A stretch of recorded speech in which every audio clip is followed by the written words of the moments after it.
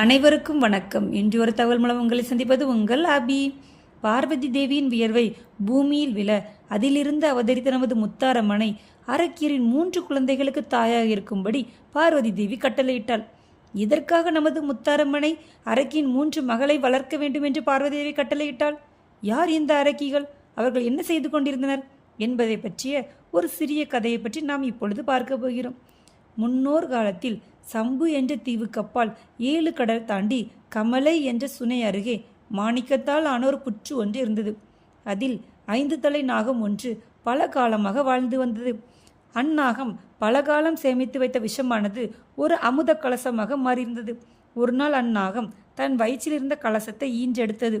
விஷத்தன்மை கொண்ட அந்த 5 தலை நாகம் ஈஞ்செடுத்த கலசத்திலிருந்து 7 அரக்கிகள் தோன்றினர். 7 அரக்கிகளும் வளர்ந்து பெரியவர்களானதும் அவர்களுக்கு திருமணம் நடந்து முடிந்தது. அரக்கியர்கள் 7 பேருக்கும் நீலன், குமுதன், ஆதித்தன் என்ற 3 மக்கள் பிறந்தனர். அந்த அரக்கிகள் அவர்கள் வந்த வேலை முடிந்ததும் தான் பெற்ற 3 குழந்தைகளையும் வனத்தில் அனாதையாக விட்டுவிட்டு சென்று விட்டனர். அந்த வனத்தில் 3 குழந்தைகளும் அனாதையாய் திரிந்து கொண்டிருந்தனர். அப்பொழுது அவ்வனத்தில் சக்தி முனி என்பவன் யாகம் செய்து கொண்டிருந்தான். அவன் யாகத்தில் வெளிப்பட்ட புகை விண்ணுலகத்தையே திக்குமுக்காட செய்தது. தேவர்கள் அந்த புகையை தாங்க முடியாமல் அவர்கள் ஓடி சென்று பார்வதி தேவியிடம் சென்று முறையிட்டனர். பார்வதி தேவியும் அவர்களின் குறையை போக்க வனம் நோக்கி புறப்பட்டாள்.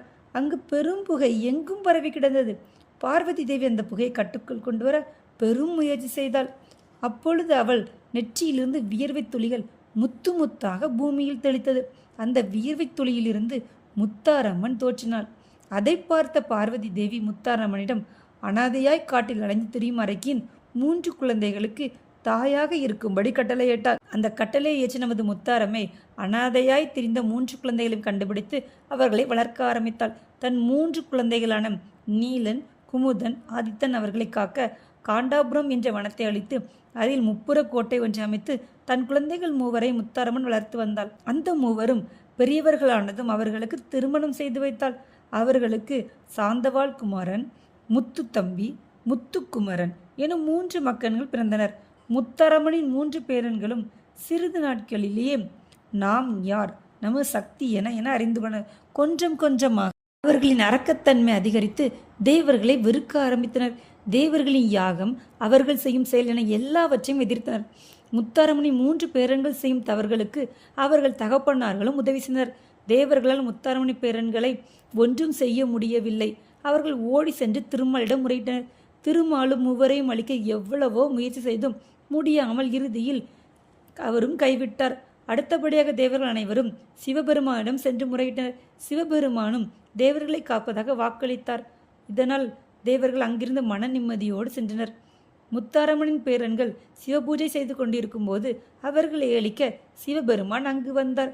சிவனை நேரில் பார்த்ததும் அவர்களை அழிக்க சிவன் வந்தார். சிவனை நேரில் சிந்தித்த மகிழ்ச்சியில் முத்தாரம்மனும் அவர்களது பேரன்கள் அனைவரும் சிவன் காலில் விழுந்து வணங்கினர்.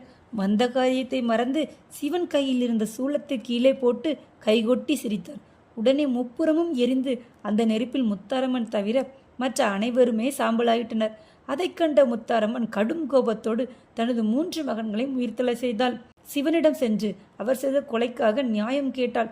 அதற்காக சிவபெருமான் அவர்கள் செய்த அநியாயத்திற்கு தான் அவர்கள் இறந்தனர். ஆனால் இப்போதுதான் நீ உயிர்த்தலை செய்து விட்டாயே, இப்பொழுது உனக்கு என்ன வேண்டும் என்று கேட்டாள். அதற்கு முத்தாரம்மன் எனக்கும் என் மக்களுக்கும் கோடி வரம் கொடுக்க வேண்டும் என்று கேட்டாள். அதற்கு சிவனும் தருவதாக ஒப்புக்கொண்டார்.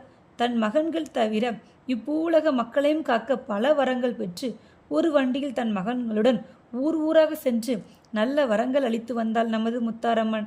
இவ்வாறாக நமது முத்தாரம்மன் அனைத்து ஊர்களிலும் இருந்து வேண்டியவர்களுக்கு வேண்டிய வரம் அளித்து பல நன்மைகள் செய்து வருகிறாள். மேலும் மற்றொரு இன்ட்ரெஸ்டிங் தகவல் மூலம் உங்களை மீண்டும் சந்திக்கும் வரை உங்களிடமிருந்து விடைபெறுவது உங்கள் அபி.